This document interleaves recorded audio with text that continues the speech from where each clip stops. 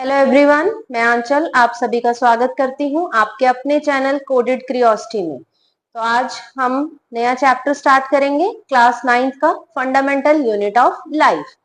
Chapter start करने से पहले अगर आप इस चैनल पे नए हैं तो चैनल को सब्सक्राइब करें और बेल नोटिफिकेशन को प्रेस करें ताकि आप कोई भी वीडियो मिस ना करें। तो सबसे पहले फंडामेंटल यूनिट ऑफ लाइफ में जो what is the fundamental unit of life, basic question है हमारा कि पहले कि फंडामेंटल यूनिट ऑफ लाइफ है क्या, किसे हम फंडामेंटल यूनिट ऑफ लाइफ कहते हैं।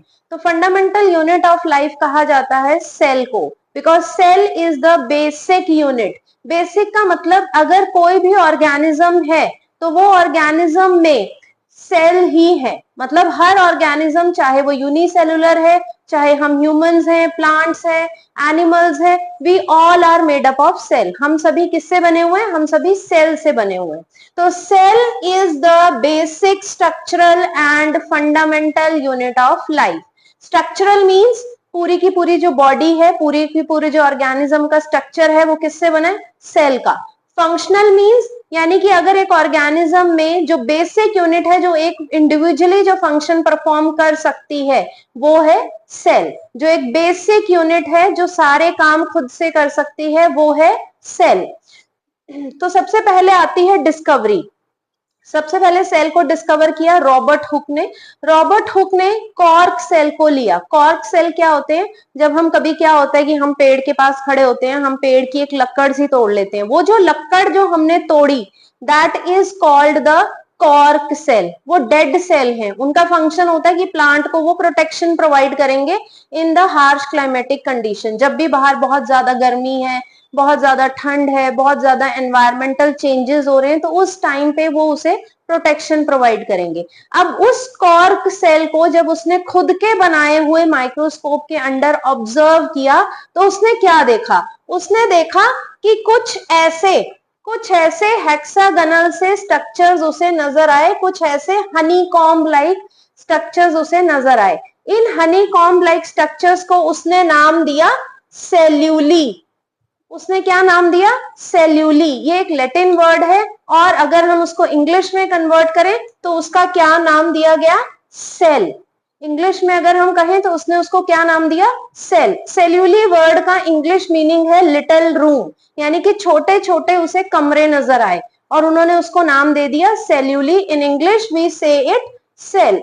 तो ये जो सेल रॉबर्ट हुक ने डिस्कवर किया, ध्यान रखने वाली बात सबसे ज्यादा ये है कि ये एक डेड सेल थे, ये लिविंग नहीं थे, क्योंकि ये कहां से ऑब्टेन किए थे? प्लांट की कॉर्क रीजन से। तो लिवन हुक उसके बाद थे साइंटिस्ट, उन्होंने डिस्कवर किए free living cell. Free living cell किसमें डिस्कवर किए उन्होंने? पॉन्ड वाटर में। पॉन्ड वाटर में उन्होंने क्या देखा कि कुछ माइक्रोस्कोपिक स्ट्रक्चर्स हैं जो कि मूव कर रहे हैं और उन्होंने उनकी डिस्कवरी की। रॉबर्ट ब्राउन ने सबसे पहले सेल के अंदर एक डेंसली स्टेन्ड स्ट्रक्चर देखा, एक ऐसा स्ट्रक्चर देखा जो जब हम उसको स्टेन कर रहे थे वो थोड़ा डार्क कलर का हो रहा था और उन्होंने उसको नाम दिया न्यूक्लियस। तो Robert Brown discovered the nucleus. Then come the Purkinje. Purkinje, P for Purkinje, P for protoplasm. Protoplasm के बारे में मैं आपको आगे जाके बताऊंगी कि प्रोटोप्लाज्म क्या होता है। तो परकिंजे ने protoplasm term the for the fluid substance, यानी कि सेल के अंदर जितना भी फ्लूइडी कंटेंट है उसको उसने नाम दिया प्रोटोप्लाज्म। तो that is all about the discovery of the cell. तो दोबारा अगर हम देखें, रॉबर्ट हुक ने सबसे पहले सेल को डिस्कवर किया, ल्यूवन हुक ने भी सेल को डिस्कवर किया, बट ल्यूवन हुक ने लिविंग सेल को डिस्कवर किया। रॉबर्ट ब्राउन ने न्यूक्लियस की डिस्कवरी की and P for Purkinje. Purkinje ने क्या डिस्कवर किया? P for protoplasm. Now move to the cell theory. अब सेल बेसिक यूनिट है। सेल के लिए थ्योरीज दी गई, किसने दी? स्क्लीडन एंड सचवान ने। स्क्लीडन और सचवान ने जो सेल थ्योरी दी, उन्होंने उसके दो बेसिक पॉइंट दिए। उन्होंने कहा कि सेल बेसिक यूनिट है, दैट वी नो। आज के टाइम में हम सबको पता है कि सेल एक वो यूनिट है जो इंडिपेंडेंटली एग्जिस्ट कर सकता है, जो इंडिपेंडेंटली फंक्शन परफॉर्म कर सकता है। फिर स्क्लीडन जो थे वो बायोलॉजिस्ट थे, वो प्लांट की स्टडी कर रहे थे, और जो सचवान थे वो जो थे वो जूलॉजिस्ट थे। दोनों ने अलग अलग कहा कि स्क्लीडन कहते हैं all plants are made up of cell, इधर से सचवान ने कहा all animals are made up of cell. तो हम अगर उनके दोनों की बातों को कंबाइन करें, what we can say, all plants and animals are made up of cell. यानी कि चाहे वो प्लांट कितना भी माइक्रोस्कोपिक है, कितना भी मैक्रोस्कोपिक है, छोटे से छोटा हो, जायंट से जायंट हो, वो चाहे एनिमल है चाहे वो प्लांट है, किसके बने हुए हैं, सभी के सभी बने हुए हैं सेल की। इसके बाद विर्चो ने एक और पॉइंट इसमें ऐड कर दिया। विर्चो साहब क्या कहते हैं कि जितने भी सेल्स आज के टाइम में आप देख रहे हैं वो आए कहां से, वो सब पुराने सेल से एग्जिस्ट कर रहे हैं, यानी कि प्री एग्जिस्टिंग सेल से ही वो बने हैं। अब वो बने कैसे हैं, बाय द डिवीजन। डिविजन जानने के लिए आपको इस वीडियो को एंड तक देखना पड़ेगा, जिसमें मैं आपको माइटोसिस और मियोसिस डिविजन्स को एक्सप्लेन करूंगी। तो विर्चो ने क्या कहा कि जो सेल्स हैं, आज अगर एक भी सेल है तो वो सेल पुराने किसी एग्जिस्टिंग सेल से ही बना है। यानी कि जैसे अगर मैं बात करूं, एक सेल डिवाइड करके दो सेल्स में बन जाए, तो ये जो नया सेल बना ये कहां से बना, ये पुराने एग्जिस्ट करते हुए सेल से बना। ह्यूमंस की अगर मैं बात करूं, ह्यूमंस में ट्रिलियंस ऑफ सेल है, तो ट्रिलियंस ऑफ सेल तक का जो सफर है वो हमने कैसे ऑब्टेन किया, हम जब बने, हमारी जो लाइफ जब स्टार्ट हुई तो हम एक सिंगल सेल थी, and that single cell is called zygote. उसको डिटेल में आप 10th क्लास में पढ़ेंगे। वो सिंगल सेल था जाइगोट। उस जाइगोट से ट्रिलियन तक का जो सफर है वो कैसे हमने अचीव किया, बाय द सेल डिवीजन। तो वो सेल, एक सेल से दो, दो से चार, चार से आठ, ऐसे डिवाइड करते गए करते गए करते गए, और एट लास्ट हमने ट्रिलियन ऑफ सेल्स तक आज हम पहुंच चुके हैं। तो आई होप आपको सेल थ्योरी क्लियर होगी। चलते हैं नेक्स्ट पॉइंट की तरफ, जिसमें हम बात करेंगे कि ऑर्गेनिजम्स को डिवाइड किया गया है टू कैटेगरी में on the basis of number of cell, कि उस ऑर्गेनिज्म में सेल कितने हैं। अगर एक ऑर्गेनिज्म में सिंगल सेल है, यूनी का मतलब सिंगल, अगर एक ऑर्गेनिज्म में एक ही सेल है, वो ऑर्गेनिज्म की लाइफ सिंगल सेल से ही चल रही है, वो अपना उसी सेल के अंदर ही वही खाना भी बना रहे हैं, वही डाइजेस्ट भी कर रहे हैं, वही सेल एक्सक्रीशन का काम भी कर रहा है, वही सेल ऑस्मो रेगुलेशन भी कर रहा है, तो वो जो ऑर्गेनिज्म होगा उसे हम क्या कहेंगे, यूनिसेलुलर ऑर्गेनिज्म। जैसे कि अमीबा, यूग्लिना, पैरामीशियम और भी बहुत सारे ऑर्गेनिजम्स हैं जो कि सिंगल सेल ऑर्गेनिज्म है। अगर हम बात करें सेकेंड टाइप ऑफ ऑर्गेनिज्म की, तो वो क्या है, multi cellular organism. Multi cellular organism वो ऑर्गेनिज्म होते हैं जिनमें मोर देन वन सेल होंगे। मोर देन वन सेल मैंने कहा तो वो दो भी हो सकते हैं, उसमें तीन भी हो सकते हैं, उसमें 100 भी हो सकते हैं, उसमें 1000, और मैं कहूं तो ट्रिलियन ऑफ सेल वाले भी सभी के सभी इसी कैटेगरी के अंदर लाई करेंगे। कौन सी कैटेगरी, मल्टी सेलुलर ऑर्गेनिज्म। उसमें आप कोई भी लीजिए, प्लांट्स ले लीजिए, एनिमल ले लीजिए, we all belong to the category of multi cellular organisms. अब हम करेंगे division of labour. Division of labour, जैसे कि ह्यूमन बॉडी में आपने पढ़ा है कि ह्यूमन बॉडी में वेरियस ऑर्गन्स हैं जो अलग अलग काम करते हैं। जैसे कि हार्ट क्या काम करता है, it perform the function of beating of heart, it circulate the blood, blood को सर्कुलेट करने का काम कर रहा है। हमारे स्टमक है,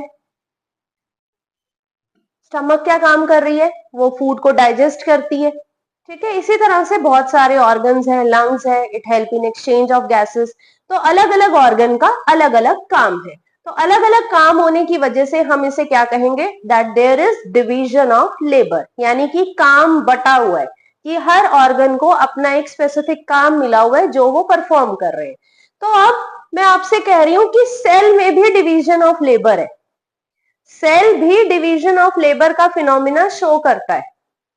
अब आपके मन में आएगा कि मैम आपने तो अभी बताया था कि सेल एक माइक्रोस्कोपिक स्ट्रक्चर है, अगर वो खुद ही माइक्रोस्कोपिक है तो उसके अंदर ऐसा क्या है और ऐसी क्या ऑर्गन्स है उसके अंदर भी जो अलग अलग काम कर रहे हैं। बिल्कुल सही, सेल के भी ऑर्गन्स हैं, बट हम उन्हें ऑर्गन्स नहीं कहते, हम उन्हें क्या कहते हैं, ऑर्गेनेलिज। हम उन्हें क्या कहते हैं, ऑर्गेनेलिज। तो organelles are the nothing but organs of a cell. Organelles कुछ नहीं है, वो बस एक सेल के ऑर्गन्स है। सेल क्या है, एक माइक्रोस्कोपिक स्ट्रक्चर है और उस माइक्रोस्कोपिक स्ट्रक्चर के जितने भी ऑर्गन्स हैं हम उन्हें क्या बोलते हैं, ऑर्गेनेलिस। तो सेल में वेरियस टाइप ऑफ ऑर्गेनेलिस है। सबसे पहले अगर मैं कहूं तो न्यूक्लियस। न्यूक्लियस का क्या काम है, it is the control centre. Nucleus का क्या काम है, it is the control centre of our cell. Nucleus control centre है। जैसे कि हमारी बॉडी को कौन कंट्रोल कर रहा है, ब्रेन, वैसे ही एक सेल को कौन कंट्रोल कर रहा है, न्यूक्लियस। यहाँ पे अलग अलग ऑर्गेनेलिस हैं, जैसे कि क्लोरोफिल, क्लोरोप्लास्ट है जिसके अंदर एक पिगमेंट होता है क्लोरोफिल जो कि फोटोसिंथेसिस का काम कर रहा है। राइबोसोम्स हैं जिसे कि हम प्रोटीन फैक्टरीज कह रहे हैं, और भी बहुत सारी ऑर्गेनेलिस हैं जिन्हें हम डिटेल में एक एक करके पढ़ेंगे। तो अभी हम आगे चलते हैं हमारे नेक्स्ट टॉपिक की तरफ, जिसका नाम है शेप ऑफ सेल्स। अगर हम सेल्स को शेप के बेसिस पे देखें तो हमारी ह्यूमन बॉडी में ही वेरियस टाइप्स ऑफ सेल्स हैं। Depending on their shape, depending on their function, depending on their location, their shape varies. तो ये है बोन सेल, आप देखेंगे कैसे स्टार शेप स्ट्रक्चर है इसका। Ovum that is present in human female, that is the egg cell. The fat cell which store the fat, ये वो सेल है जो हमारे बॉडी में फैट को स्टोर करते हैं। जितना भी हम एक्सेस में फैट्स खा रहे हैं उनको ये स्टोर कर रहे हैं, that is the fat cell. And this is the structure of a neuron, the nerve cell. Nerve cell is also known as neuron. और इनका काम क्या है, इनका काम है to conduct the impulse from one part or to the another part. ये वो सेल्स हैं जो मैसेज को लेके जाते हैं और ब्रेन की तक पहुंचाते हैं, और ब्रेन से मैसेज हम तक पहुंचा रहे हैं कि हमें क्या करना है। ब्रेन एक स्टिमुलस देगा कि हमें करना क्या है और कब करना है। और this is the sperm cell which is present in human male cell. This is the smallest cell which is present in the human male body. It is not present in the females. ये females में नहीं है और ovum cell males में नहीं है। तो आप देख सकते हैं on the basis of shape the cell is of various types. इतना टॉपिक क्लियर है। तो अब हम आगे बढ़ते हैं, स्ट्रक्चर ऑफ सेल। अब अगर हम एक सेल के स्ट्रक्चर को स्टडी करना चाहें तो सेल के स्ट्रक्चर में बेसिक 3 कंपोनेंट्स हैं। पहला है प्लाज्मा मेम्ब्रेन, दूसरा है साइटोप्लाज्म और तीसरा है न्यूक्लियस। प्लाज्मा मेम्ब्रेन, साइटोप्लाज्म और न्यूक्लियस, ये 3 ऐसे कंपोनेंट है जो हर सेल में आपको देखने को मिलेंगे। और भी इसके अलावा बहुत सारे कंपोनेंट्स हैं बट वो वेरी करेंगे, वो एक सेल में है तो दूसरे में नहीं है। बट ये 3 ऐसे मेजर कंपोनेंट है जो हर सेल में आपको देखने को मिलेंगे। तो अभी हम सबसे पहला कंपोनेंट डिटेल में स्टडी करेंगे। तो सबसे पहला कंपोनेंट है हमारा plasma membrane which is also known as semi permeable. अब क्वेश्चन आता है कि सेमी परमिएबल वर्ड का मतलब क्या है। सेमी वर्ड का क्या मतलब होता है, हाफ। परमिएबल का मतलब विच परमिट द एंट्री और exit of only some substances. Here half means some or the selective substances. And selectively permeable it is also known as, that why it is called as the membrane which allow only selective substances to pass through it. यानी कि जिसको इसे लगेगा कि इसकी जरूरत है cell में उसी को ही ये आने देगा, जिसकी जरूरत इसे लगेगा कि सेल में नहीं है ये उसे एंट्री नहीं देगा। इसे लगेगा कि कोई कंपोनेंट जो है वो सेल को नहीं चाहिए या वो सेल से बाहर जाना चाहिए तो ही वो उसको एग्जिट देगा। अदरवाइज ऐसा नहीं है कि जो भी मन चाहे जिसका वो आ जाए और जिसका मन चाहे वो चला जाए, ऐसा नहीं है। अब ये जो प्लाज्मा मेम्ब्रेन है हर सेल की ये आउटर मोस्ट कवरिंग है। कुछ सेल्स में सेल वॉल भी प्रेजेंट है बट वो एक एडिशनल कवरिंग है। मैंने कहा ना कि हम अभी 3 कंपोनेंट स्टडी करेंगे जो हर सेल में कॉमन है। प्लाज्मा मेम्ब्रेन, अगर मैंने कहा कि एक सेल है तो प्लाज्मा मेम्ब्रेन उसमें होगी ही होगी। तो plasma membrane is the outer most covering of a cell and it is living. Living होने की वजह से ही ये अलाउ कर रही है entry of substances or the exit of substances. It allow the entry or exit of only selective substances. ध्यान रखिए क्योंकि अगर आपने selective word नहीं लिखा तो वो कहीं ना कहीं cell wall को भी आप कह रहे हैं, क्योंकि selective word जब आ जाएगा तो selective का मतलब है कि कुछ जिसकी इसे जरूरत है, जिसकी सेल को जरूरत है, सिर्फ वही सब्सटेंस एंटर कर सकता है और वही सब्सटेंस लीव कर सकता है। It is made up of lipids and protein. Very very important, एक स्टार मार्क लगा ले कि सेल मेम्ब्रेन किसकी बनी हुई है। सेल मेम्ब्रेन बनी हुई है लिपिड्स और प्रोटीन्स की। अब बच्चों के दिमाग में क्वेश्चन आता है कि मैम लिपिड क्या है, व्हाट इज लिपिड। प्रोटीन तो हम बचपन से सुनते आ रहे हैं कि हमें प्रोटीन्स खाने चाहिए, हमें कार्बोहाइड्रेट्स खाने चाहिए, फैट्स खाने चाहिए। तो ये लिपिड्स क्या है? Lipids is nothing but fats. Lipid is nothing but fat. Fat ही है, बट आप फैट वर्ड नहीं लिखेंगे, आप क्या लिखेंगे? लिपिड्स। तो किसका बना हुआ है वो? प्लाज्मा मेम्ब्रेन किसकी बनी है? लिपिड्स एंड प्रोटीन्स की। It allow only selective substances to move in and out of the cell. ये मैंने आपको अभी डिस्कस किया कि आउटर मोस्ट कवरिंग है, लिविंग है और लिपिड्स और प्रोटीन्स की बनी हुई है। It allow only selective substances, सिर्फ सेलेक्टिव सब्सटेंसेस को ही ये अलाउ करेगी कि आप सेल से बाहर जा सकते हैं या आप सेल से अंदर आ सकते हैं। और एक इंपॉर्टेंट जो इसका फीचर है वो ये है कि वो फ्लेक्सिबल है, और फ्लेक्सिबिलिटी की वजह से ही अमीबा अपना फूड ऑब्टेन कर सकता है by using the process pseudopodia. इसके बारे में हम डिटेल में आगे पढ़ेंगे, अभी हम सिर्फ इतना जान लें कि जो अमीबा है वो प्लाज्मा मेम्ब्रेन क्योंकि फ्लेक्सिबल है इसी वजह से वो मूव कर सकता है बाय मेकिंग सूडोपोडिया। ऐसे वो अमीबा जो है ये सूडोपोडिया जो बना रहा है, ये सूडोपोडिया किस चीज के बने हैं? ये क्या है अमीबा की? ये है प्लाज्मा मेम्ब्रेन, जिसकी वजह से वो एक्सटेंड करेगा और वो अपना फूड ऑब्टेन कर लेगा। अब अमीबा के पास हाथ तो है नहीं है, अमीबा के पास ऐसे मुंह तो है नहीं है। अमीबा एक सिंगल सेल ऑर्गेनिज्म है, सिंगल सेल यूकैरियोटिक ऑर्गेनिज्म है जो अपना food by the processes called pseudopodia, by the processes called pseudopodia. इसमें ध्यान देने वाली बात है कि पी साइलेंट होता है इसमें। सूडोपोडिया, थ्रू सूडोपोडिया ये अपना फूड ऑब्टेन कर रहा है and the process of obtaining food is called endocytosis. The process of obtaining food is called endocytosis. Okay, I think this much is clear to you all. Now, how the movement, हमने कहा कि ये selective substances को अपने अंदर बाहर जाने देता है। अब selective substances भी जो move करेंगे वो दो processes के through move कर सकते हैं। पहला है diffusion और दूसरा है osmosis। डिफ्यूजन ये एक ऐसा कंसेप्ट है जिसे आप केमिस्ट्री में भी पढ़ते हैं और बायो में भी। तो अगर मैं आपको थोड़ा सा डे टू डे लाइफ से पहले समझाऊं तो अगर हम कभी ऐसा करते हैं कि सेंट स्प्रे करते हैं, हमने कहीं जाना होता है घूमने, तो हम क्या करते हैं, एक रूम में जाके चुपके से सेंट स्प्रे करते हैं। आप सभी करते होंगे, जब भी आपको कहीं पार्टी में जाना है, कहीं फंक्शन में जाना है तो एक सेंट स्प्रे कर लेते हैं छुप के कि किसी को पता ना लगे। बट क्या होता है, थोड़ी देर में घर में आपकी मम्मी को जब ये पता चल जाता है कि आपने सेंट को यूज किया। अब वो ऐसा हुआ कैसे? क्या उन्होंने देखा? नहीं। तो उन्हें पता कैसे चला? हुआ ऐसे कि जो पार्टिकल्स थे सेंट के वो एयर में मिक्स हो गए और वो एयर में मिक्स होके वो ट्रेवल कर रहे हैं, और जब वो ट्रेवल करते करते रूम से एक रूम से दूसरे रूम में पहुंच जाएंगे और आपकी मम्मा को खुशबू आ जाती है। इसी तरह से जब कभी मम्मा कुछ अच्छा खाना बना रही होती है और हम अपने रूम में पढ़ रहे होते हैं तो हमें खुशबू कैसे आ जाती है? वो खुशबू कैसे आई? जो उस फूड के पार्टिकल्स थे वो एयर में मिक्स हो गए और वो एयर में मिक्स होके हमारे तक ट्रेवल करते हुए आ गए। वो तब तक ट्रेवल करेंगे जब तक कि पूरे रूम में इक्वल खुशबू ना हो जाए।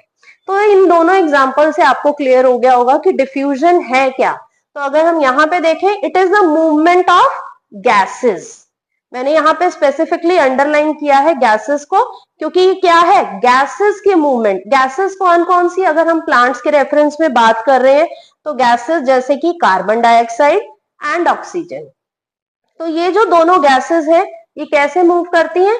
From its higher concentration to lower concentration. Higher concentration कहाँ होगी? अगर हम बात करें कार्बन डाइऑक्साइड की, तो कार्बन डाइऑक्साइड की कंसंट्रेशन बाहर के एनवायरनमेंट में ज्यादा है as compare to the plant के जो इनसाइड एनवायरनमेंट है। तो वो जो गैस है carbon dioxide will diffuse to inside of the plant body. और अगर मैं बात करूं ऑक्सीजन की, प्लांट ने फोटोसिंथेसिस की, हम बचपन से पढ़ते आ रहे हैं फोटोसिंथेसिस के थ्रू प्लांट ऑक्सीजन प्रोड्यूस करते हैं। तो वो जो ऑक्सीजन गैस है, प्लांट्स जो है वो उस गैस को बाहर की तरफ रिलीज करते हैं। अब वो बाहर की तरफ आ कैसे रही है? Bye the process called diffusion. अब वो कैसे डिफ्यूज होगी? उसमें क्या होगा, अंदर ऑक्सीजन जो है वो ज्यादा है, तो अंदर से बाहर के जो सराउंडिंग है उसमें ऑक्सीजन कम है, तो वो जो ऑक्सीजन है वो प्लांट के इनसाइड से प्लांट के आउटसाइड एनवायरनमेंट में डिफ्यूज हो जाएगी bye the process called diffusion. और ये कब तक ये प्रोसेस चलेगा? जब तक इक्विलिब्रियम ना अटेन हो जाए, जब तक इक्विलिब्रियम ना अटेन हो जाए। अब क्वेश्चन आता है मैम इक्विलिब्रियम क्या है? इक्विलिब्रियम वो पॉइंट है जहां पे दोनों साइड कंसंट्रेशन बराबर हो जाना। यानी कि अगर आपने रूम में एक कॉर्नर में सेंट को स्प्रे किया, तो जब तक पूरे रूम में एक जैसी स्मेल ना आने लग जाए, एक जैसी फ्रेग्रेंस, खुशबू ना आने लग जाए, तब तक इक्विलिब्रियम नहीं अटेन हुआ। जब आप देखेंगे पूरे रूम में सेम फ्रेग्रेंस आ रही है, तब आप कहेंगे अब इक्विलिब्रियम अटेन हो चुका है। तो व्हाट इज डिफ्यूजन? अगेन हम डेफिनेशन को देखें तो movement of gases from higher concentration. अब गैसेस क्यों लिखा मैंने? क्योंकि अभी हम बायो के रेफरेंस से बात कर रहे हैं, बट अगर मैं आपको केमिस्ट्री के रेफरेंस से कहूं तो यहाँ पे सॉलिड, लिक्विड और गैसेस तीनों आ जाएगा। बट अभी हम प्लाज्मा मेम्ब्रेन के रेफरेंस में बात कर रहे हैं, तो प्लाज्मा मेम्ब्रेन के रेफरेंस में कहूं तो movement of gases from higher concentration to lower concentration until equilibrium is reached. तो कौन कौन सी गैसेस अभी हमने पढ़ी थी? Carbon dioxide and oxygen move in and out of the cell through diffusion. Is the diffusion process clear? तो अभी हम अगले प्रोसेस की तरफ बढ़ते हैं। जो दूसरा प्रोसेस है जिसके थ्रू जो प्लांट्स हैं, जो सेल मेम्ब्रेन है, वो मूवमेंट को अलाउ करता है, वो है ऑस्मोसिस। डिफ्यूजन और ऑस्मोसिस में एक मार्जिन लाइन डिफरेंस है। इतना सा डिफरेंस है कि अगर आपने एक वर्ड मिस कर दिया, द मेजर वर्ड अगर आपने मिस कर दिया, तो वो आपकी टीचर डेफिनेशन को रॉन्ग कर देगी। तो वो मेजर वर्ड क्या है? उस वर्ड को जानने से पहले हम पहले डेफिनेशन देख लेते हैं ऑस्मोसिस की। क्या है? The movement of water. तो सबसे पहला जो इंपॉर्टेंट वर्ड है कि ये किसकी मूवमेंट करता है? वाटर। आप वाटर की जगह वर्ड लिख सकते हैं सॉल्वेंट। आप वाटर की जगह वर्ड क्या लिख सकते हैं? Solvent. The movement of solvent और the movement of water from higher concentration to lower concentration through semi permeable membrane. क्या बोला मैंने? Through semi permeable membrane until equilibrium is reach. तो मुझे यहाँ पे लग रहा है कि आपको वो वर्ड मिल गया होगा। तो वो कौन सा वर्ड है? Semi permeable membrane. तो सेमी परमिएबल मेम्ब्रेन ये वो मेम्ब्रेन है जो कि हमारी प्लाज्मा मेम्ब्रेन है। तो plasma membrane is also known as semi permeable membrane. तो ये सेमी परमिएबल मेम्ब्रेन के थ्रू जो वाटर है वो मूव करेगा from higher concentration to lower concentration until equilibrium is reached. तो मेजर जो डिफरेंस है वो यही है कि it is for the movement of water and number 2 it is through the semi permeable membrane. अब इसका अगर हम एग्जांपल देखें तो absorption of water by roots. तो जो वाटर की जो एब्जॉर्प्शन है by roots is due to the osmosis. तो जो पानी मूव करता है प्लांट्स में, जो प्लांट्स जो है वो रूट से जो वाटर अपटेक कर रहे हैं, that is by the process of osmosis. तो types of solutions on the basis of movement of solvent, that is water. Osmosis में अभी हमने पढ़ा कि वाटर मूव करता है। वाटर कहां से कहां मूव करेगा? From high concentration to low concentration. जहां पे पानी का कंसंट्रेशन ज्यादा है वहां से वो उस साइड मूव करेगा जहां पे उसकी कंसंट्रेशन कम है। और हमने अभी ये भी पढ़ा कि उसमें ऑस्मोसिस में जो मूवमेंट होती है वो किससे होती है? Through semi permeable membrane.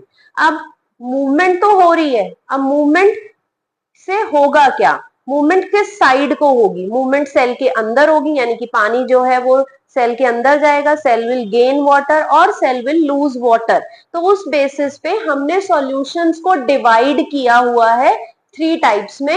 Number 1 hypotonic, number 2 hypertonic and number 3 isotonic. तो हम पहले 1 बाय 1 एक को पढ़ते हैं डिटेल में। हाइपोटोनिक सॉल्यूशन वो सॉल्यूशन है जिसमें, अब देखिए मैंने यहाँ पे पहले एक आपको डायग्रामेटिकली समझाने की कोशिश की है। एक मैंने प्लांट सेल लिया, प्लांट सेल को मैंने एक हाइपोटोनिक सॉल्यूशन में रख दिया। वो सॉल्यूशन जिसमें वाटर की कंसंट्रेशन ज्यादा है as compare to the cell, यानी कि सेल के अंदर पानी कम होगा और जो आउटसाइड मीडियम है वहां पे पानी ज्यादा है। तो व्हाट आई कैन से कि मैंने सेल को किस में रख दिया, इन प्योर वाटर। जब मैंने सेल को प्योर वाटर में रखा, the cell will gain water, जो पानी है वो सेल के अंदर आ जाएगा and this is the hypotonic solution. The cell will swell, the cell will gain water. तो इसकी वजह से जो सेल है वो पानी को गेन कर लेगा। जैसे हम रेजिन्स को रखते हैं, रात को मम्मी क्या करती है, रेजिन्स को डिप करके रख देती है, सुबह जब हम उठ के देखते हैं तो रेजिन्स जो होती हैं वो स्वेल हो जाती है। रीजन क्या है उसका, क्योंकि जो रेजिन्स है, रेजिन्स को हमने कौन से सॉल्यूशंस में रखा, हाइपोटोनिक। रेजिन्स किशमिश, रेजिन्स को हमने किस में रखा, हाइपोटोनिक सॉल्यूशंस में रखा। हमने उसको किस में रखा, प्योर वाटर में रखा, जिसकी वजह से रेजिन्स ने वाटर को गेन कर लिया by the process of osmosis. Then come to the second type of solution, hypertonic. Hypertonic solution क्या होता है, जिसमें आउटसाइड मीडियम की जो कंसंट्रेशन है वो कम है। अब सपोज आपने उन्हीं रेजिन्स को किस में रख दिया, इन शुगर सॉल्यूशन। आपकी मम्मा ने आपको रेजिन्स दी और आपने क्या किया, आपने उस रेजिन्स को, वो जो स्वेल रेजिन थी, जो फूली हुई थी रेजिन, जिसने पानी को गेन किया हुआ था, अब उन्हीं रेजिन्स को अगर आप किस में रख देंगे, शुगर सॉल्यूशन में, या सॉल्ट, चीनी वाला पानी ले लो, नमक वाला पानी ले लो, अगर आप उसमें रख दोगे, आप क्या देखोगे, वो जो है वो क्या कर देंगे, दे विल लूज वाटर, यानी कि वो श्रिंक हो जाएंगी। और अगर एक सेल श्रिंक हो गया due to the loss of water, it means हमने उसको किस सॉल्यूशन में रखा, हाइपरटोनिक सॉल्यूशन में। यहाँ आप देख रहे हैं कि मैंने इस सेल को जब हाइपरटोनिक सॉल्यूशन में रखा, इसका जो अंदर का जो प्रोटोप्लाज्म था वो सारा एक कॉर्नर में शिफ्ट हो गया। क्या इंडिकेट कर रहा है ये, कि हमने इस सेल को कौन से सॉल्यूशन में रखा, हाइपरटोनिक सॉल्यूशन में। Then the last isotonic solution. Isotonic solution वो सॉल्यूशन होता है जिसमें हमने एक सेल को ऐसे मीडियम में रखा है जिसकी जो कंसंट्रेशन है वो सेम है, यानी कि सेल की और सेल के बाहर की जो कंसंट्रेशन है वो सेम है। इस केस में सेल ना ही तो पानी को गेन करेगा ना ही लूज करेगा। तो इसका क्या मतलब हुआ कि पानी जो है, जितना पानी सेल के अंदर एंटर कर रहा है उतना ही पानी सेल के अंदर से लीव करेगा, यानी कि जो नेट मूवमेंट है पानी की वो क्या हो जाएगी, zero. There will be no net movement, और I can say net movement is zero. तो ये आपको यहाँ पे क्लियर हो रहा है, जो जितना पानी लूज कर रहा है उतना ही पानी वो गेन कर रहा है, तो सेल की जो ओरिजिनल शेप थी वही मेंटेन रही। तो नेक्स्ट अब हम सेल वॉल स्टडी करेंगे। सेल वॉल, जैसे कि मैंने प्लाज्मा मेम्ब्रेन में बताया था कि plasma membrane outer most covering है, तो सेल वॉल कुछ ऑर्गेनिज्म में प्रेजेंट होती है, और जिनमें ये प्रेजेंट होती है, it is present external to the cell membrane, यानी कि सेल मेम्ब्रेन के बाहर एक कवरिंग प्रेजेंट है, जिस कवरिंग को हम क्या कहेंगे, सेल वॉल। जैसे हमारे घरों की दीवारें हैं, वैसे ही एक सेल की भी वॉल्स है। जैसे हमारे घरों में कर्टन्स हैं, वैसे वो सेल मेम्ब्रेन है जो कि फ्लेक्सिबल होते हैं, जिसको आप रिमूव कर सकते हो, जिसको आप एक साइड पे कर सकते हो, बट आप अपने घर की वॉल्स को नहीं हिला सकते। तो वॉल्स किसके रिजेंबल कर रही हैं, वॉल्स रिजेंबल कर रही हैं सेल वॉल को। तो cell wall is present outside the cell membrane, और सेल वॉल क्योंकि आउटसाइड है और उसको बाहर की हार्श क्लाइमेटिक कंडीशंस में सरवाइव करना है, that's why it is non living. Nature ने उसे नॉन लिविंग बनाया, and it is made up of cellulose, very very important, it is made up of cellulose. Cell wall किसकी बनी हुई है, सेल्यूलोज की। प्लाज्मा मेम्ब्रेन किसकी बनी हुई है, अभी हमने पीछे पढ़ा था, it is made up of lipids and protein. तो ध्यान रखने वाली बात है कि प्लाज्मा मेम्ब्रेन लिपिड्स और प्रोटीन की बनी है, और सेल वॉल किसकी बनी है, सेल्यूलोज। सेल्यूलोज एक कार्बोहाइड्रेट है, एक कार्बोहाइड्रेट जिसे ह्यूमंस डाइजेस्ट नहीं कर सकते। हमारे पास वो कार्बोहाइड्रेट डाइजेस्टिंग एंजाइम प्रेजेंट नहीं है, हम सेल्यूलोज को डाइजेस्ट नहीं करते, but it is required in our diet because it provide roughage. पर फिर भी हमें ये जरूरी है क्योंकि ये हमें रफेज प्रोवाइड कर रहा है। It is non living. What is the function of the cell membrane? The question arises कि फंक्शन क्या है सेल मेम्ब्रेन का? फंक्शन क्या है? इट प्रोवाइड शेप, यानी कि जो प्लांट सेल जो फिक्स शेप के होते हैं, that is due to the presence of cell wall, and it provide strength to the plant. ये प्लांट बॉडी को एक स्ट्रक्चरल स्ट्रेंथ प्रोवाइड कर रहा है। और ये किस किस ऑर्गेनिज्म में प्रेजेंट है? Very very important, it is present in plants, fungi and bacteria. Humans में सेल वॉल नहीं होती है, मैं कहूँ एनिमल्स में सेल वॉल एब्सेंट है। किसमें प्रेजेंट है? प्लांट्स में, फंजाई में और बैक्टीरिया में। फंक्शन क्या है? बाहर की हार्श क्लाइमेटिक कंडीशंस में ये सरवाइव कर सकता है। नंबर 2, जब भी हम किसी प्लांट सेल को कौन से सॉल्यूशंस में रखेंगे? अभी हमने पढ़ा था, हम अगर उसको हाइपोटोनिक सॉल्यूशन में रखेंगे, इट विल गेन वाटर, और वाटर गेन करने के बावजूद भी वो बर्स्ट नहीं होगा। बट अगर आपने किसी एनिमल सेल को हाइपोटोनिक सॉल्यूशन में रखा तो वो बर्स्ट भी हो सकता है। तो इट मीन्स जो आपका सेल मेम्ब्रेन, सेल वॉल है, ये प्लांट्स, फंजाई और बैक्टीरिया को क्या हेल्प करेगी? It can withstand very dilute solution without bursting.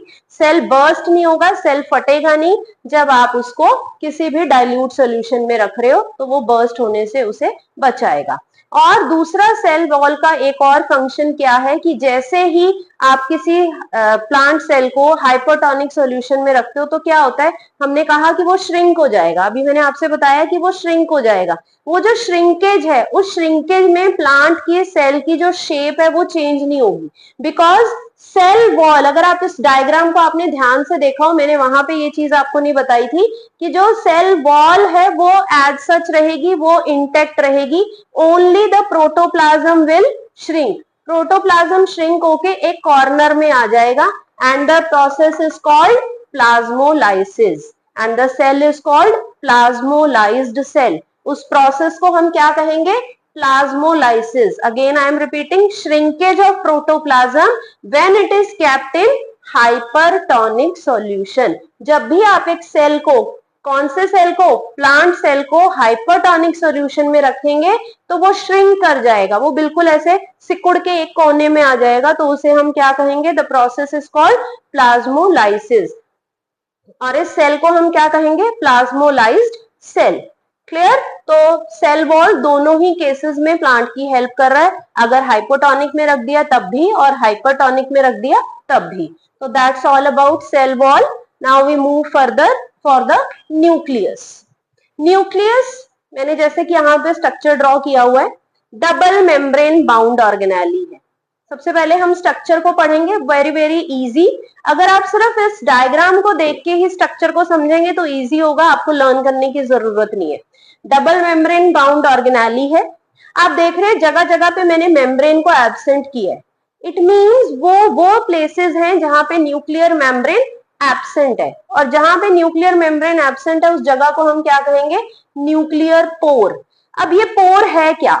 Nucleus जो है वो एक कंट्रोल सेंटर है, तो कंट्रोल सेंटर में जितनी भी इंफॉर्मेशन है वो कोडेड फॉर्म में है, तो वो कोडेड इंफॉर्मेशन, थोड़ी थोड़ी इंफॉर्मेशन यहाँ से पास ऑन होती है, यहाँ से जाती है सेल के पास, वेरियस ऑर्गेनेलीज के पास, ताकि वो अपना फंक्शन प्रॉपरली कर सके। तो वो पैसेज है, न्यूक्लियर पोर एक पैसेज प्रोवाइड कर रहा है ताकि इंफॉर्मेशन यहाँ से जा सके।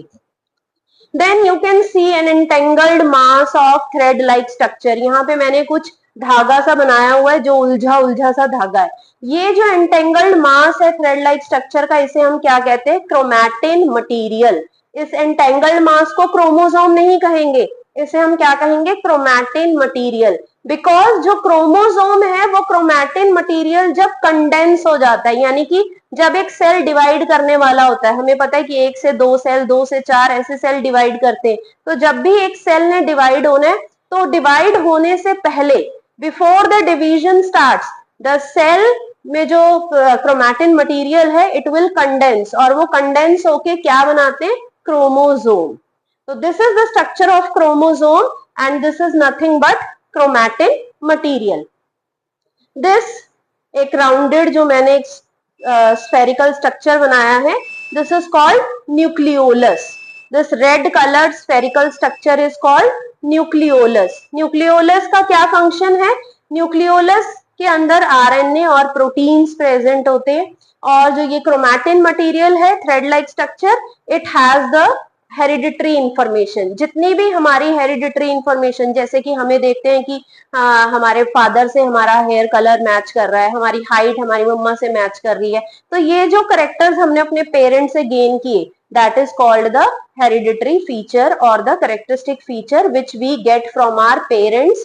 तो ये इंफॉर्मेशन आई कहां से? ये इंफॉर्मेशन आई थ्रू द क्रोमोसोम्स. ये इंफॉर्मेशन क्रोमोसोम्स के थ्रू पेरेंट से ऑफस्प्रिंग्स यानी कि हम में आई.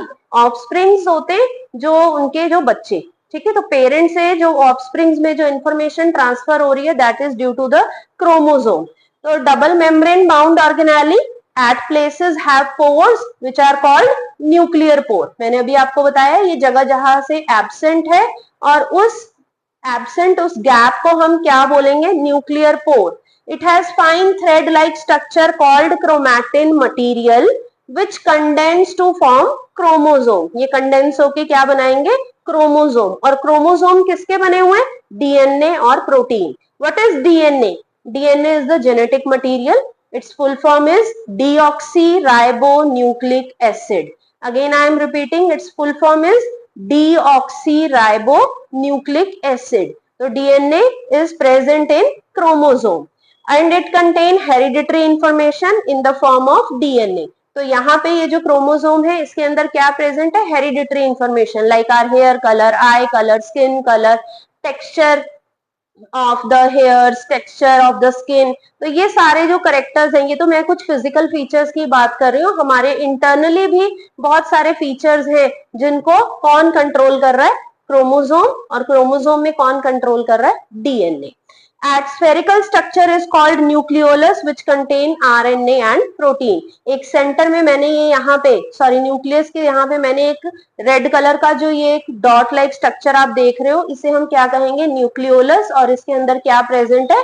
RNA and protein.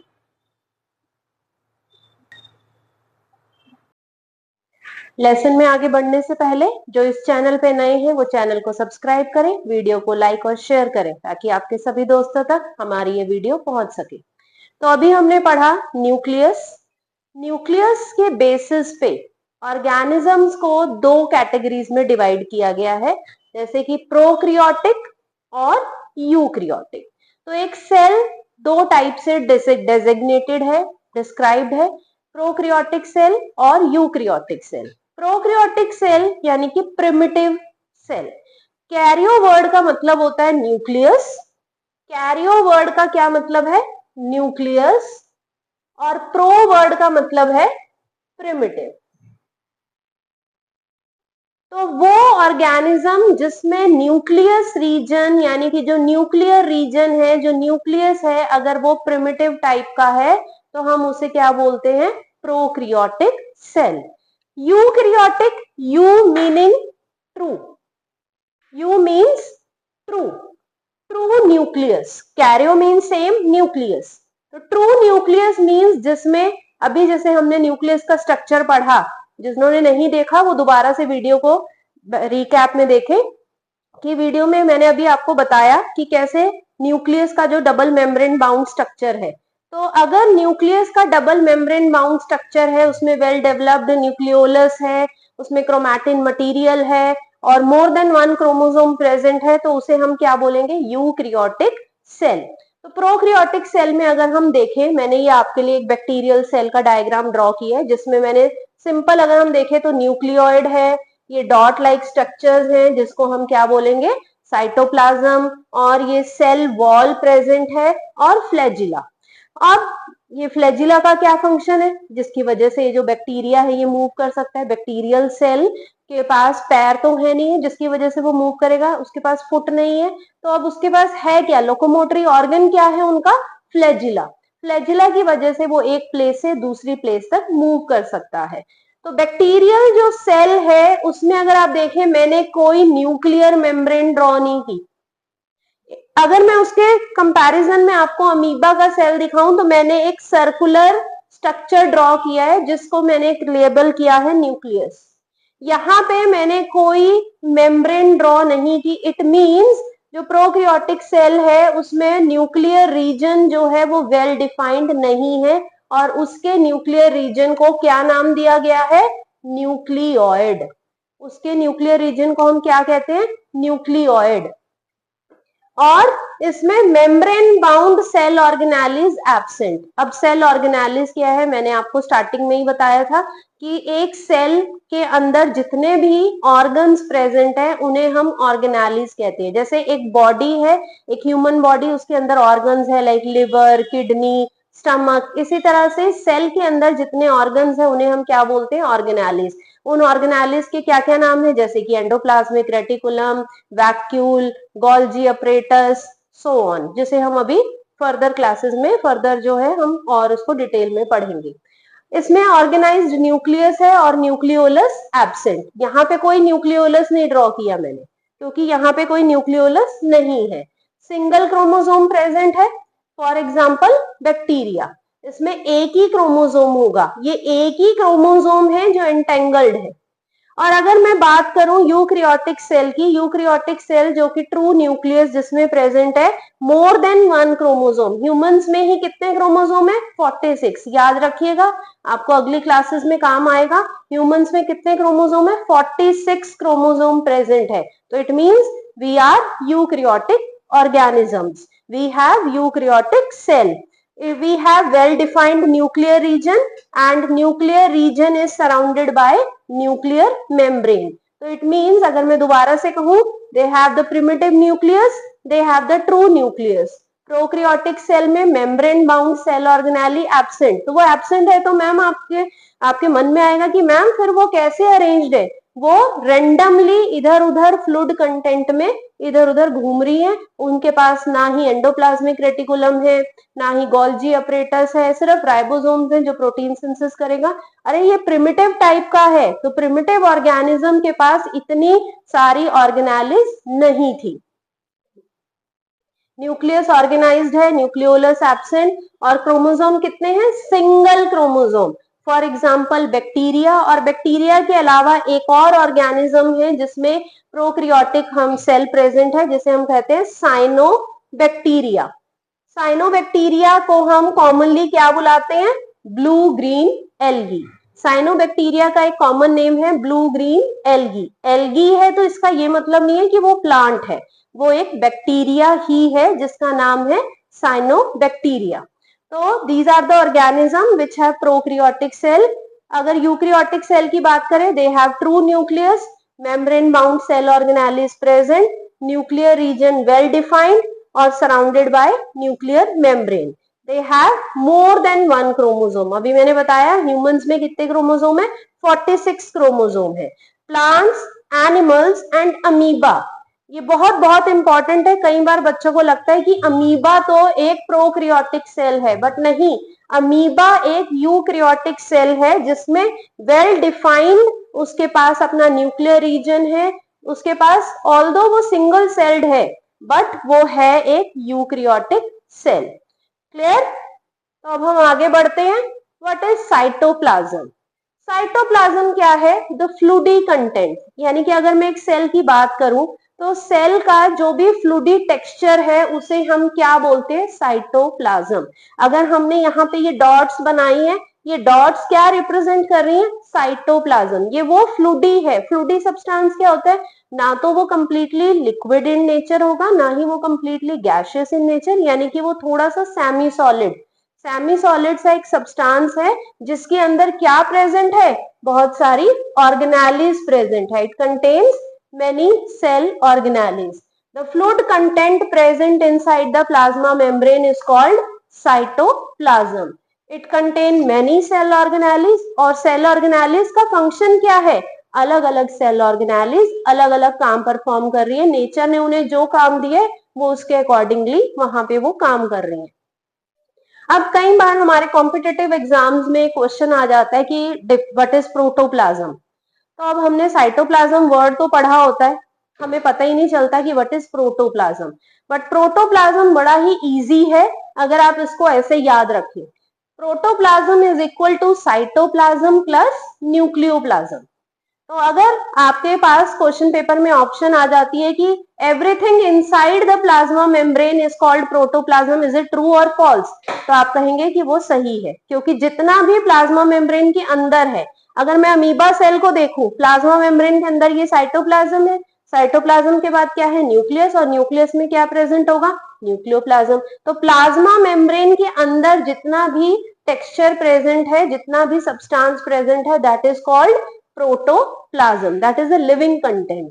न्यूक्लियोप्लाज्म, अभी मैंने कहा the fluid content of nucleus. Fluid content of cell is called cytoplasm, fluid content of nucleus is called nucleoplasm, and cytoplasm and nucleoplasm together form protoplasm. Is it clear? तो हमारा यहां तक ये हो गया है। अब हम आगे करते हैं सेल ऑर्गेनेलिस। सेल ऑर्गेनेलिस की अगर हम बात करें तो सबसे नंबर 1 पे हम जो सेल ऑर्गेनेली डिस्कस करने जा रहे हैं उसका क्या नाम है, endoplasmic reticulum, also known as ER। Endoplasmic reticulum also known as ER। अब जो ER है, मैंने उसका एक छोटा सा सैंपल आपके लिए ड्रॉ किया है। It is membrane bound tubes and sheet. Tube और शीट की तरह स्ट्रक्चर होंगे जो मेम्ब्रेन से बाउंड है। अब मेम्ब्रेन वर्ड अगर आ जाए, कहीं भी हम सेल पढ़ रहे हैं और उसमें मेम्ब्रेन वर्ड आ जाए, तो उसका मतलब उसका जो स्ट्रक्चर है वो किसके इक्विवेलेंट होगा, प्लाज्मा मेम्ब्रेन के। वो वैसे ही प्रॉपर्टीज देगी जो प्लाज्मा मेम्ब्रेन दे रही थी। तो प्लाज्मा मेम्ब्रेन क्या किसकी बनी हुई थी, अभी हमने पढ़ा था लिपिड्स और प्रोटीन्स की। प्लाज्मा मेम्ब्रेन किसकी बनी हुई थी, लिपिड्स और प्रोटीन की। तो इट मींस एंडोप्लाज्मिक रेटिकुलम की जो मेम्ब्रेन है वो भी किसकी बनी हुई है, लिपिड्स एंड प्रोटीन्स की। अब ये दो टाइप का है, one is smooth endoplasmic reticulum and another is rough endoplasmic reticulum. नाम से हमें क्या पता चल रहा है, जो स्मूथ होगा, यानी कि अगर सपोज, वैसे तो हम इन ऑर्गेनेलिस को टच नहीं कर सकते, बट अगर हम इन्हें टच करें तो ये बहुत ही स्मूथ होगा। अब टच क्यों नहीं कर सकते, क्योंकि सेल खुद माइक्रोस्कोपिक स्ट्रक्चर है। अब जब वो खुद इतना माइक्रोस्कोपिक है तो उसकी ऑर्गेनेलिस तो और भी ज्यादा माइक्रोस्कोपिक होंगी, तो हम उसे कैसे टच कर सकते हैं।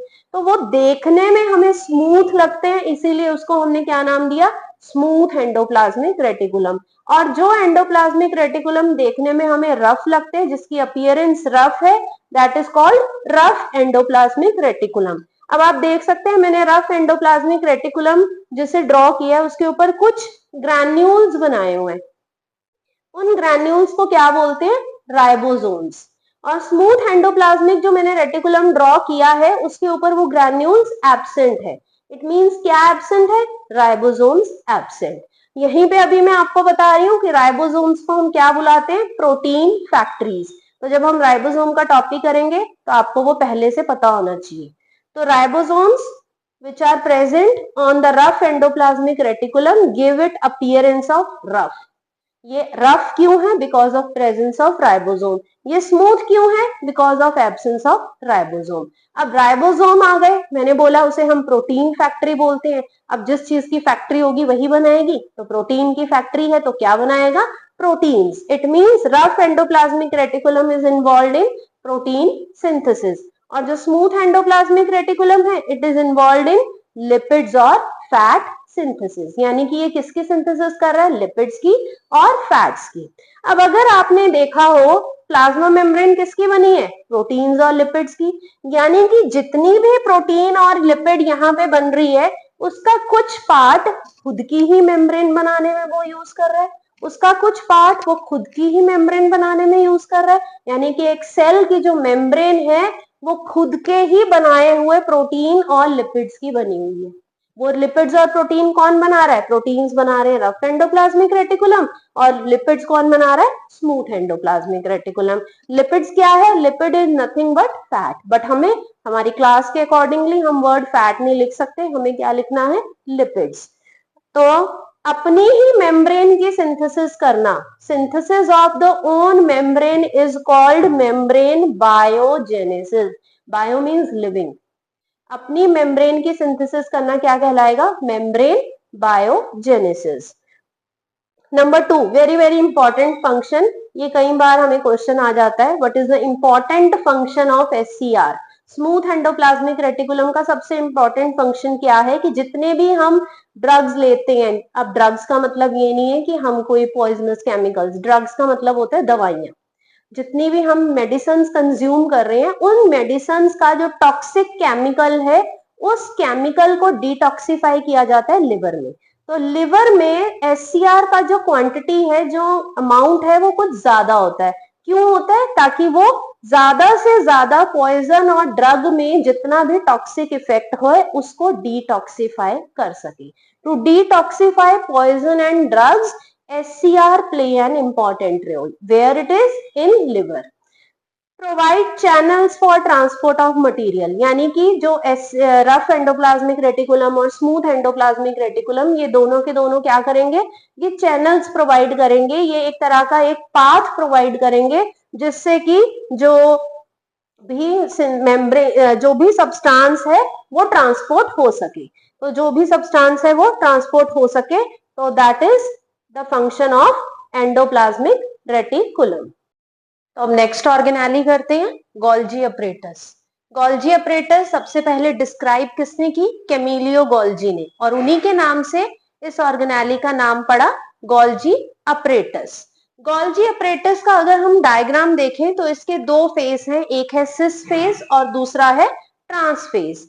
सिस फेस वो फेस है जहां से ये जो भी मटेरियल एंडोप्लाज्मिक रेटिकुलम ने सिंथेसाइज किया उस मटेरियल को ये रिसीव करेगा, वो रिसीविंग गेट है इसका, और वो रिसीव करके उसको क्या करेगा? उसको स्टोर करेगा, अगर एक्सेस में होगा तो उसे स्टोर करेगा, उसमें कुछ मॉडिफिकेशंस करेगा या उसकी अच्छे से पैकिंग करेगा और पैक करके उसको ट्रांस फेज के थ्रू लिबरेट करेगा। Again I am repeating, Golgi apparatus के दो फेसेस हैं, cis face and trans face. Cis phase वो फेस है जहां से वो रिसीव करेगा, क्या रिसीव करेगा? जो भी प्रोडक्ट एंडोप्लाज्मिक रेटिकुलम ने बनाया। क्या बनाता है एंडोप्लाज्मिक रेटिकुलम? हमने अभी पढ़ा, एंडोप्लाज्मिक रेटिकुलम बनाता है प्रोटीन्स और लिपिड्स। तो प्रोटीन और लिपिड जो एंडोप्लाज्मिक रेटिकुलम ने बनाए, ये उसको यहां से रिसीव करेगा, रिसीव करके इधर उसको स्टोर करेगा, अगर एक्सेस में बनाए हुए, उसको मॉडिफाई करेगा, उसमें कुछ चेंजेस लेके आएगा और उसको पैक करके उसको ट्रांस फेज के थ्रू लिबरेट कर देगा। ट्रांस फेज के लिए थ्रू जिस जगह पे उसकी रिक्वायरमेंट है वहां पे उसको डिस्पैच कर देगा। तो इसमें है क्या? मेम्ब्रेन बाउंड वेसिकल्स हैं, ये ग्रीन कलर से जो मैंने बनाया है ये एक मेम्ब्रेन है। मेम्ब्रेन बाउंड वेसिकल्स हैं जो एक दूसरे के ऊपर स्टैक्स में रखी हुई हैं, और उन स्टैक्स को हम क्या बोलते हैं? सिस्टर्न्स। उन स्टैक्स को हम क्या बोलते हैं? सिस्टर्न्स। दूसरा फंक्शंस क्या है गोल्जी अपरेटस का कि कई बार गोल्जी अपरेटस जो सिंपल कार्बोहाइड्रेट्स होते हैं, सिंपल शुगर्स होती हैं, उनको कॉम्प्लेक्स शुगर्स में भी चेंज करता है। और जो तीसरा और सबसे मोस्ट इंपॉर्टेंट फंक्शन है, that it is involve in the formation of lysosomes. ये लाइजोसोम्स भी बनाता है। लाइजोसोम्स एक बहुत ही इंपॉर्टेंट ऑर्गेनेली है सेल की, जिसे अब हम आगे डिस्कस कर रहे हैं। लाइजोसोम का बड़ा ही एक सिंपल सा स्ट्रक्चर है क्या? उसके अंदर सिर्फ एक मेम्ब्रेन बाउंड वेसिकल है, एक सैक है जिसकी सिर्फ एक मेम्ब्रेन है, और उसके अंदर क्या भरा हुआ है? Digestive enzyme. ये एंजाइम्स करते क्या हैं? ये डाइजेस्ट करेंगे। किसे डाइजेस्ट करेंगे? चलिए अब हम आगे पढ़ते हैं। ये डाइजेस्ट करेंगे अगर कोई सेल में कोई डेब्रीज आ गई है, कोई सेल की डेथ हो गई है ना, कोई फॉरेन पार्टिकल्स एंटर कर गया है, तो उन सबको ये क्लीन करेंगे, उन सबको ये डाइजेस्ट करेंगे। तो सबसे इंपॉर्टेंट चीज क्या है इसका स्ट्रक्चर में? एक मेम्ब्रेन बाउंड स्ट्रक्चर है जिसके अंदर क्या प्रेजेंट है? Digestive enzyme. अब ये एंजाइम्स आए कहां से? ये एंजाइम्स किसने बनाए? रफ एंडोप्लाज्मिक रेटिकुलम में। Very very important, rough endoplasmic reticulum जिसके ऊपर राइबोसोम्स प्रेजेंट है। राइबोसोम्स का क्या फंक्शन है? इट सिंथेसाइज द प्रोटीन, और प्रोटीन क्या है? Basically proteins are enzyme. तो इसने जो एंजाइम्स बनाए वही एंजाइम गोल्जी के थ्रू लाइसोसोम्स में आ गए। तो इसको हम सेलुलर स्कैवेंजर्स भी कहते हैं, इनको हम हाउसकीपिंग स्टाफ भी कहते हैं, इनको हम स्वीपर्स भी कहते हैं। तीनों रीजंस क्या है? तीनों नाम का एक ही रीजन है, because they digest the worn out cell. Worn out मतलब जो कोई सेल अगर टूट गया है, कोई सेल की डेथ हो गई है, तो ये उन सेल्स को क्लीन कर देंगे, इसीलिए हमें क्या बुलाते हैं? स्वीपर्स, ऑल्सो नोन एज हाउसकीपर्स और the housekeeping staff. Then they are also called suicidal bags.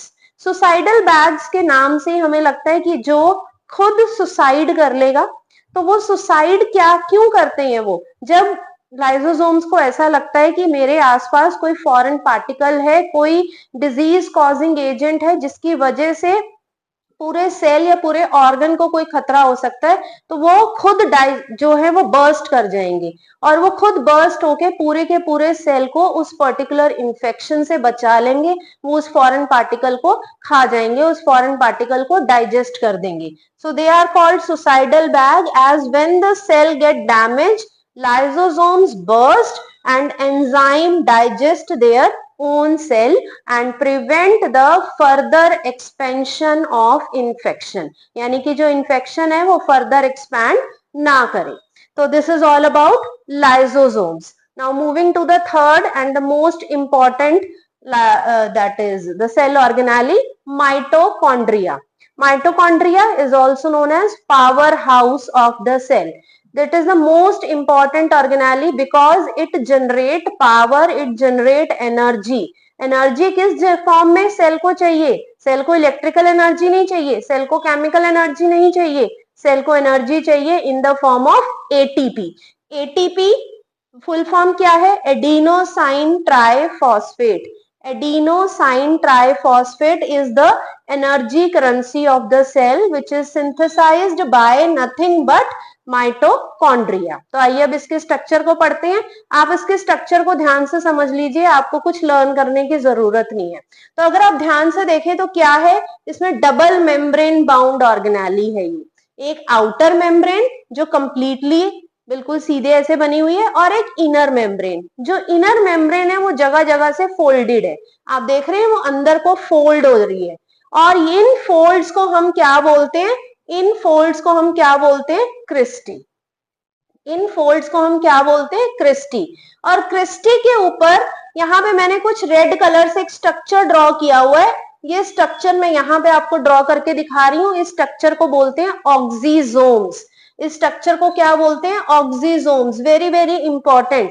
Why it is important? Because oxysome is the site of ATP synthesis. अगर माइटोकॉन्ड्रिया में वो कौन सा ऑर्गन है, वो कौन सी ऑर्गेनेली में फर्दर वो कौन सा सेक्शन है जो जनरेट कर रहा है पावर को, एनर्जी को, वो है ऑक्सीजोम्स। तो oxysome is the actual site of ATP synthesis. अगर आपको क्वेश्चन आ जाता है in mitochondria name the organelle which is responsible for the generation of ATP, then your answer is oxysomes. कई बार ऐसा होता है कि हमें ऑप्शंस में माइटोकॉन्ड्रिया गिवन ही नहीं होता, ऑक्सीजोम गिवन होता है, तो हमने उस टाइम पे ऑक्सीजोम को चूज करना है। तो इसके बाद इसके अंदर ये मैंने आपको कुछ ऐसे सर्कुलर सा स्ट्रक्चर बनाया हुआ है, इसे हम क्या कहते हैं? डीएनए। इसके पास अपना खुद का डीएनए है, इसके पास खुद के राइबोसोम्स हैं, और पावर ये जनरेट कर रहा है in the form of ATP. तो again I am repeating, mitochondria the power house of the cell, outer membrane complete, inner membrane is highly folded, these folds are called cristae. Cristae bear the structures called oxysomes. Oxysome is the actual site of ATP synthesis.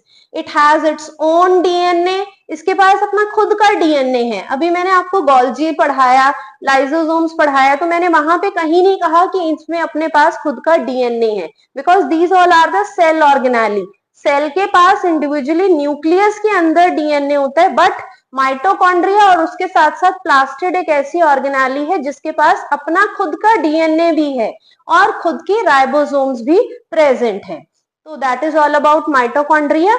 अब हम plastids की बात करें, they are called the kitchen of cell. What is the role of kitchen? जैसे हमारे घरों में हम किचन में क्या करते हैं? हम अपना खाना बनाते हैं। तो इसी तरह से प्लांट्स अपना खाना कहाँ बना रहे हैं? किचन में, यानी कि प्लास्टिड्स में। अब क्या हमारे ह्यूमंस में या हमारे एनिमल्स में ये प्लास्टिड प्रेजेंट होते हैं? बिल्कुल भी नहीं, बिकॉज हम अपना खाना ऑब्टेन कर रहे हैं। हम अपना खाना प्लांट से या दूसरे एनिमल से हम ऑब्टेन कर रहे हैं, हम अपना खाना खुद नहीं बना रहे, because we are not preparing our own food from inorganic raw material, that's why we don't have plastid. तो very very important, plastids are present only in plant cells. सिर्फ ये ऑर्गेनाली प्लांट सेल्स में ही present होती है। Structure को देख लेते हैं। It is also again double membrane bound structure, outer membrane and inner membrane, and it also has its own ribosome, DNA। इसके पास भी अपना खुद के राइबोसोम्स हैं, खुद का डीएनए है। और यहाँ पे आपको कुछ स्टैक्स नजर आ रहे हैं, ये क्या है? जैसे कि हमारे सिक्के लिए, हमने कॉइन्स लिए और कॉइन्स को एक के ऊपर एक रख दिया। इन सिक्कों के ढेर को क्या बुलाते हैं हम? थैलाकॉइड्स। थैलाकॉइड्स का क्या फंक्शन है, ये आप अपनी हायर क्लासेस में पढ़ेंगे। बस अभी इस क्लास के अकॉर्डिंगली आपको इतना जानना जरूरी है कि जो थैलाकॉइड्स हैं, इसका जो मेन फंक्शन है, that it is the organelle where the actual photosynthesis process take place. Photosynthesis के कुछ इंपॉर्टेंट रिएक्शंस हैं जो यहीं पे होती हैं। 3 टाइप का है ये प्लास्टिड। कौन कौन सा? क्लोरोप्लास्ट, क्रोमोप्लास्ट और ल्यूकोप्लास्ट। कुछ बुक्स में क्रोमो के अंदर ही क्लोरो को इंक्लूड किया जाता है, बट जब हम हायर क्लासेस की बुक्स में स्टडी करते हैं तो वहां पे ये बताया जाता है कि प्लास्टिड 3 टाइप्स का है, chloroplast, chromoplast and leucoplast. Chloroplast ये आप बचपन से पढ़ते आ रहे हैं, ये वो प्लास्टिड है जो लीव्स को या प्लांट पार्ट्स को कौन सा कलर प्रोवाइड करते हैं? Green colour. तो it is the green coloured plastid and it is the organelle where the process of photosynthesis take place. Chromoplast, it provide various color other than green। अब various color में red, yellow, pink, ये जो आप colour के fruits, vegetables देखते हो, तो ये किसकी वजह से हैं? Because they have chromoplast in them. तो फंक्शन क्या है क्रोमोप्लास्ट का? It attract the pollinators. सबसे इंपॉर्टेंट फंक्शन अगर हम नेचर के पॉइंट ऑफ व्यू से कहें तो ये पॉलिनेटर्स को अट्रैक्ट करता है, ये सीड डिस्पर्सल में हेल्प करेगा, क्योंकि अगर वेराइटी ऑफ कलर्स होंगे तो पॉलिनेटर्स उसकी तरफ अट्रैक्ट होंगे। Then the leucoplast, leucoplast is colourless और व्हाइट प्लास्टिड, यानी कि यहाँ पे कोई कलर नहीं है, ये व्हाइट कलर के प्लास्टिड हैं और ये जनरली वहां प्रेजेंट होते हैं जहां पे प्लांट को कुछ स्टोरेज का काम करना होता है। जैसे कि पोटैटो में स्टार्च स्टोरेज में ल्यूकोप्लास्ट प्रेजेंट है। अगर मैं मेज की बात करूं तो मेज में भी जहां पे स्टोर कर रहे हैं स्टार्च को, प्रोटीन्स को, वहां पे क्या प्रेजेंट है? ल्यूकोप्लास्ट। तो leucoplast is that plastid which is colourless and it is involve in the storage of the food which is prepared by the plant itself. So that is all about the plastid. Now very important question comes when we study about mitochondria and plastid, that is name any 2 semi autonomous organelles। कि हमें कोई 2 semi autonomous organelles के बारे में बताइए और वो उनको ही हम क्यों सेमी ऑटोनोमस ऑर्गेनाली कहते हैं। पहले तो सेमी ऑटोनोमस वर्ड का मतलब क्या है? सेमी सर्कल हमने पढ़ा है, हम मैथ्स में पढ़ते हैं सेमी सर्कल। तो सेमी वर्ड का मतलब क्या होता है? हाफ, यानी कि हाफ, और ऑटो मीन्स सेल्फ। तो सेमी ऑटोनोमस मीन्स वो ऑर्गेनाली जो 50% या कुछ अपना काम खुद से कर सके। ऑटो यानी कि they are not dependent directly on the nucleus for all its need, यानी कि अपनी हर जरूरत के लिए वो न्यूक्लियस पर डिपेंडेंट नहीं है। ऐसी 2 ऑर्गेनालिस कौन सी हुई? माइटोकॉन्ड्रिया और प्लास्टिड। और क्यों है वो? क्योंकि मैंने अभी बताया, क्योंकि इनके पास अपना खुद का डीएनए है, खुद के राइबोसोम्स हैं और कुछ प्रोटीन्स हैं और आरएनए, जिनकी वजह से ये अपना 50% जो टास्क है वो खुद कर सकती हैं। इसीलिए हम इन्हें कौन सी ऑर्गेनालिस कहते हैं? Semi autonomous organelle. इस क्वेश्चन पे आप स्टार लगा लीजिएगा क्योंकि ये बहुत ही इंपॉर्टेंट क्वेश्चन है, आपको एमसीक्यू की टर्म्स में भी आ सकता है, ये क्वेश्चन आपको लॉन्ग क्वेश्चंस की टर्म में भी आ सकता है। Name two semi autonomous organelle, या आपको ऑर्गेनालिस के नाम दे देंगे और आपसे पूछेंगे why they are called so. Next organelle करते हैं, the last organelle vacuole. Vacuole is one of the most important organelle अगर हम प्लांट सेल की बात करें। क्यों? क्योंकि ये क्या स्टोर कर रहा है? वाटर। क्योंकि प्लांट्स हमारे ह्यूमंस या एनिमल्स की तरह ऐसे नहीं है कि जिनको जब पानी की प्यास लगी जब पानी पी लिया। इन्हें जब पानी मिलेगा उस टाइम पे ये उस वाटर को स्टोर कर लेते हैं, और इसके साथ साथ कुछ सॉल्ट्स जो भी उन्होंने सॉइल से अपटेक किए, या प्लांट अपना वेस्ट प्रोडक्ट भी वैक्यूल्स में स्टोर करता है। प्लांट ही नहीं, कुछ ऐसे ऑर्गेनिज्म भी हैं जो यूनिसेलुलर ऑर्गेनिज्म जैसे कि अमीबा, इनके पास अपना एक फूड वैक्यूल है। इसके अलावा कुछ ऐसे एक्वाटिक ऑर्गेनिजम्स हैं जो अपना वेस्ट प्रोडक्ट इसमें स्टोर कर लेते हैं। तो वेरी वेरी इंपॉर्टेंट थिंग जो है वो है कि मेम्ब्रेन ऑफ वैक्यूल को क्या बोलते हैं? टोनोप्लास्ट। इस पे स्टार मार्क लगा ले और ध्यान से लिख ले कि membrane of vacuole is called tonoplast. Vacuole की मेम्ब्रेन को क्या कहा जाता है? टोनोप्लास्ट। क्या स्टोर कर रहा है ये अपने अंदर? वाटर, सॉल्ट्स और वेस्ट प्रोडक्ट्स। स्टोरेज सैक है ये। एनिमल सेल्स की अगर हम बात करें तो एनिमल्स में वैक्यूल ऑल्दो प्रेजेंट है बट बहुत ही छोटे साइज के, they are small in size. और अगर हम प्लांट्स की बात करें तो they are larger in size. इसका फंक्शन क्या है? जहां भी वैक्यूल प्रेजेंट होगा ये उस पर्टिकुलर सेल को टर्जिडिटी प्रोवाइड करेगा, उसे रिजिडिटी प्रोवाइड करेगा। तो यानी कि आप यूं मान लें कि अगर एक लीफ सेल है, अगर एक लीफ जो है वो बिल्कुल सीधी है तो इसका मतलब उसमें जो वैक्यूल है वो टर्जिड है। अगर एक लीफ जो है वो विल्टेड है, विल्टेड का मतलब जो मुरझाई हुई है, तो यानी कि क्या हुआ? जो उसका जो वैक्यूल है वो बिल्कुल ही एम्प्टी है, यानी कि वैक्यूल में कुछ स्टोर नहीं है। तो जहां भी ये ऑर्गन में प्रेजेंट होगा उस पर्टिकुलर ऑर्गन को टर्जिडिटी और रिजिडिटी प्रोवाइड करेगा। अमीबा में मैंने आपसे कहा कि वो फूड वैक्यूल है, और कुछ यूनिसेलुलर ऑर्गेनिज्म में ये कॉन्ट्रैक्टाइल वैक्यूल का फंक्शन परफॉर्म करता है। कॉन्ट्रैक्टाइल वैक्यूल एक ऐसा वैक्यूल है जैसे ही वो फिल हो जाता है तो जो वैक्यूल है वो ऑर्गेनिज्म की मेम्ब्रेन पे जाएगा और वहां जाके सारा का सारा जो भी वेस्ट प्रोडक्ट है उसे बाहर एक्सपेल आउट कर देगा। एक्सपेल आउट करके दोबारा से एक नया वैक्यूल बनेगा और वो वैक्यूल में धीरे धीरे फिर से फिलिंग होगी और फिल होके वो फिर से एक नया वैक्यूल बन जाएगा। तो वो कॉन्ट्रैक्टाइल इन नेचर, जैसे कि स्पॉन्ज। तो स्पॉन्ज जैसे ही फिल हुआ आप उसको कॉन्ट्रैक्ट करें, उसको कंप्रेस करें, वो सारा का सारा जो लिक्विड है जो भी उसने एब्जॉर्ब किया है वो सारा निकल जाएगा। तो this is all about vacuole, और ये हमारी सारी सेल ऑर्गेनेलिज यहाँ पे खत्म हो जाती है। Now we are on the last topic of the chapter and that is one of the most important topic. Although हमारे सिलेबस में ये इतना डिटेल में नहीं है, हम जस्ट इसकी एक इंट्रोडक्शन ही पढ़ रहे हैं। सेल डिवीजन, कि एक सेल डिवाइड क्यों करता है, डिवाइड करने की उसको जरूरत क्या है और कैसे वो डिवाइड कर रहा है।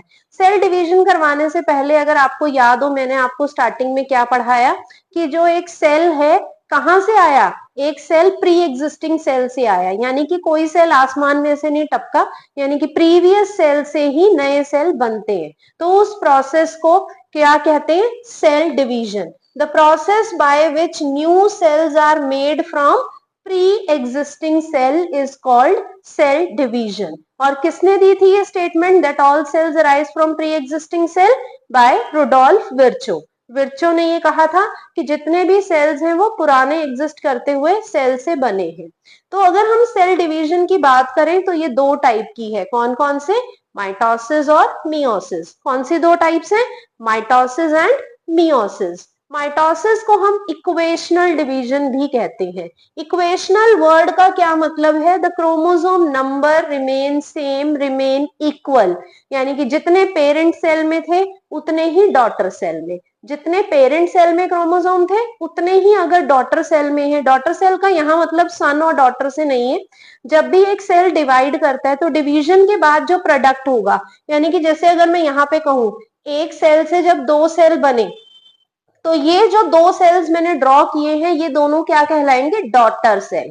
ये साइंस में डॉटर को मतलब लड़की नहीं है, डॉटर का मतलब the cells which are arised from the parent cell.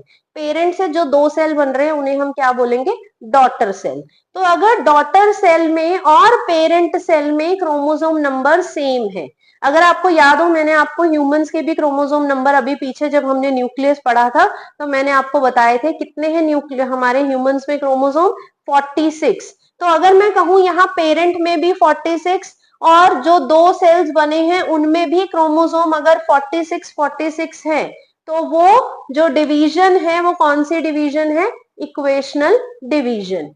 और ये जो इक्वेशनल डिवीजन है ये किसके लिए रिस्पॉन्सिबल है? ये हमारी ग्रोथ के लिए, हमारी रिपेयर के लिए। अगर कोई सेल में कोई डैमेज हो जाता है, कोई इंजरी हो जाती है, तो वहां पे कौन सी डिवीजन रिस्पॉन्सिबल है? माइटोसिस। और हमारी बॉडी की मेंटेनेंस के लिए माइटोसिस रिस्पॉन्सिबल है। तो अगर हम मियोसिस के बारे में पढ़ें तो meiosis as the name indicate reductional division. तो रिडक्शनल मतलब किसी चीज में कमी आ जाना। कमी किस में आ रही है? क्रोमोसोम के नंबर में। यहाँ पे क्या होता है, जो पेरेंट सेल है अगर उसमें 46 क्रोमोसोम है, जब उससे 2 सेल्स बने तो उनमें कितने क्रोमोसोम होंगे? 23। यानी कि the chromosome number get reduce to half. जब क्रोमोसोम जो है वो आधे रह जाएं तो उस डिवीजन को हम क्या कहते हैं? मियोसिस। अब मियोसिस चाहिए कहाँ? जहां पे गेमीट्स बन रहे हैं। गेमीट्स क्या होते हैं? जैसे कि ह्यूमन के केस में मेल्स में स्पर्म और फीमेल में एग। तो स्पर्म और एग जो बन रहे हैं that is due to the division called meiosis. तो मियोसिस की वजह से गेमीट्स बनते हैं। और अगर मियोसिस डिवीजन ना होती तो हमारे ह्यूमंस में 46 क्रोमोसोम नंबर जो है वो फिक्स ना होता। क्यों? अगर 46 के 46 ही रहेंगे। आप देख के देखिए, अगर ये 46 क्रोमोसोम है, 46 क्रोमोसोम रिड्यूस टू फॉर्म 46 और अगर यही स्पर्म और एक एग 46 कंटेनिंग एग और स्पर्म अगर फ्यूज करेंगे तो क्रोमोसोम नंबर कितना हो जाएगा? 92। अगर ऐसा होता तो अब तक तो हमें शायद इनफाइनाइट नंबर ऑफ क्रोमोसोम्स होते। तो दैट्स व्हाई नेचर ने हमें कौन सी डिवीजन प्रोवाइड की है? मियोसिस। ताकि जो क्रोमोसोम नंबर है एक पर्टिकुलर स्पीशीज में फिक्स रहे, वो वेरी ना करे। और अगर वेरी करेगा तो उसकी वजह से कोई ना कोई क्रोमोसोमल डिसऑर्डर होगा। तो मियोसिस की वजह से गेमीट्स बन रहे हैं, माइटोसिस की वजह से ग्रोथ और रिपेयर हो रही है। माइटोसिस की वजह से क्रोमोसोम नंबर सेम रहेंगे पेरेंट में और डॉटर सेल में, और मियोसिस की वजह से chromosome number get reduce to half. तो this is all about our chapter the fundamental unit of life. आपको चैप्टर कैसे समझ में आया? वीडियो अच्छी लगी तो लाइक और शेयर करना ना भूलें और सब्सक्राइब का बटन जरूर दबाएं। अब आप नेक्स्ट कौन से चैप्टर पे वीडियो चाहते हैं मुझे कमेंट बॉक्स में जरूर बताएं। Thank you.